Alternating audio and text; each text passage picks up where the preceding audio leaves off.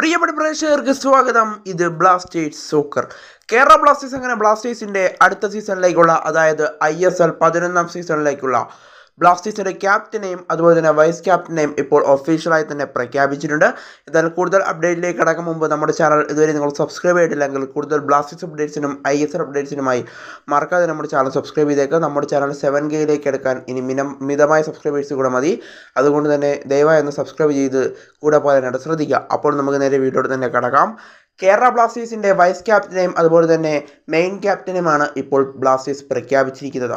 ബ്ലാസ്റ്റേഴ്സിൻ്റെ മെയിൻ ക്യാപ്റ്റനായി ഇപ്പോൾ നിലവിലുള്ളത് ക്യാപ്റ്റൻ അഡ്രിയാൻ ലൂണയാണ്. ലൂണ തന്നെ തുടരും ബ്ലാസ്റ്റേഴ്സിൻ്റെ ക്യാപ്റ്റനായി. മെയിൻ ക്യാപ്റ്റനായി ലൂണയാണ് ബ്ലാസ്റ്റേഴ്സ് പ്രഖ്യാപിച്ചിരിക്കുന്നത്.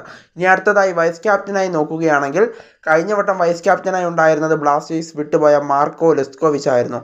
ലെസ്കോവിച്ച് ഇല്ലെങ്കിൽ ദിമിത്രിയോസ് ഡാമദക്കോസ് ആയിരുന്നു. അതിനുശേഷമായിരുന്നു മിലോസ് ട്രിൻസിച്ചിനെ ബ്ലാസ്റ്റേഴ്സ് പരിഗണിച്ചിരുന്നത്.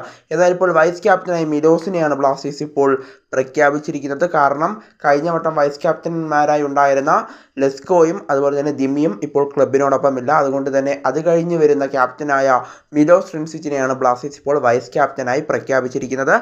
മെയിൻ ക്യാപ്റ്റനായി അഡ്രിയാൻ ലൂണയും വൈസ് ക്യാപ്റ്റനായി മിലോസ് ട്രിൻസിച്ചിനെയുമാണ് ബ്ലാസ്റ്റേഴ്സ് ഇപ്പോൾ ഒഫീഷ്യലായി ക്യാപ്റ്റന്മാരായി പ്രഖ്യാപിച്ചിരിക്കുന്നത്. ലൂണ ഇല്ലാത്ത സമയത്ത് മിലോസ് ആയിരിക്കും ബ്ലാസ്റ്റേഴ്സിൻ്റെ നായകനായി ഇറങ്ങുക.